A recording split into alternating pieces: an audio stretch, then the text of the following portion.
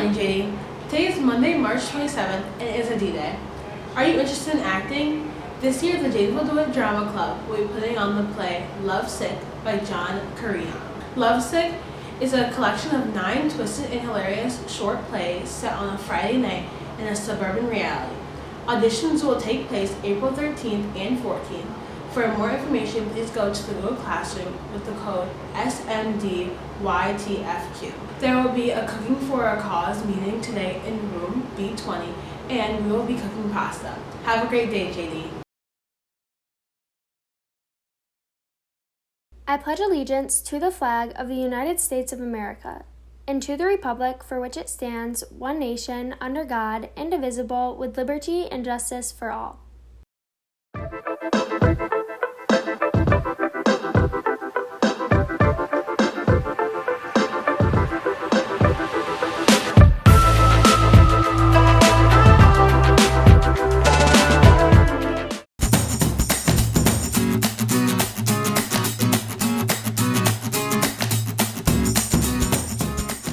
Welcome back to Meals with Connor and Charlotte. Today, popcorn chicken with a dinner roll and mashed potatoes will be served. On Tuesday, there will be tacos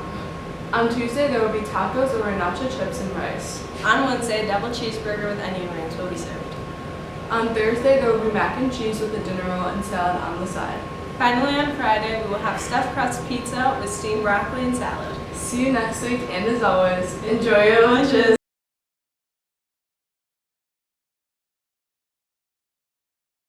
Game, men's basketball. Yes, there was upsets. I don't know. It's one of my favorite tournaments throughout the whole calendar year of sports. I just think that there's so much parity in the game of basketball that even though there's 16 seeds versus 1 seeds, I know that's only happened twice. This year was the second time it ever happened since they started doing the tournament at 64. But it's just the intensity of each game, because it's playoffs and it's win and move on, or you lose and you go home. I really enjoy watching basketball anyways, no matter what game it is. But being in the tournament, there's just a little bit higher stakes and the intensity is a little bit more. I love the last second shot by Furman. I thought that was great. Yes, it's unfortunate for a team has to lose, but that's why we play the games. The wins and the losses. And to move on into the tournament. And I thought it was a great showing of the health of college basketball, in the state that it's in right now. So I enjoyed it. I love it. I feel like there's a lot of upsets this year that were kind of unexpected, like Arizona and Princeton. That was a big game. Furman and Virginia. And then the history with the first seed over the 16th seed, that was a big one. I feel like there's a lot of upsets this year. An upset was Purdue losing because they're in my Final Four and my bracket's terrible. My reaction to the Marquette men's loss was sadness that they weren't going to be going on after having a number 2 seed. They probably played their worst game of the season, including their All-American point guard Tyler Kolek having a number of turnovers. So, yeah, I was sad, as were all of my teammates who were on my text thread. We were all bummed. Did you go first? Yeah, I hate Kansas. There was a lot of upsets which I liked, but it kind of screwed over my bracket. It was good. I hate Kansas. Sorry. Au revoir, madame.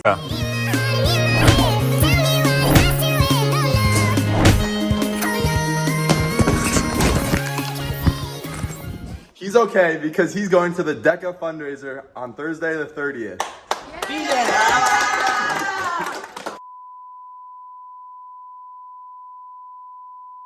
Now we'll move on to the Elite Eight. Give some of our analysis there.